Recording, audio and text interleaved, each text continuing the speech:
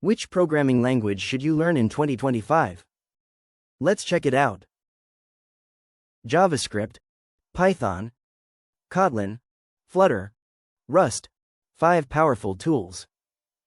But which one's right for you? Let's break it down in under 3 minutes. JavaScript. Why JavaScript? The king of the web. It runs in every browser, powers interactivity, and with Node, JavaScript, it can even run backend services. If you're into front-end or full-stack development, JS is your go-to. Python. Simple, readable, and incredibly popular in data science, AI, automation, and backend development.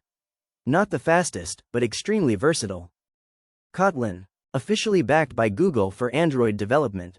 It's concise, safer than Java, and increasingly used for server-side applications, too. Flutter. Not a language but a UI toolkit using Dart.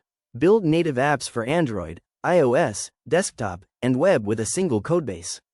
If cross-platform performance and beautiful UIs matter, Flutter's your friend.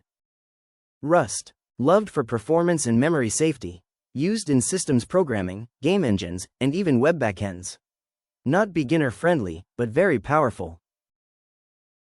So which should you learn?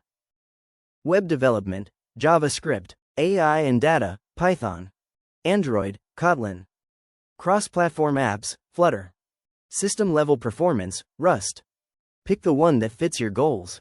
Let me know in the comments which one you're learning next, and don't forget to like and subscribe for more tech insights.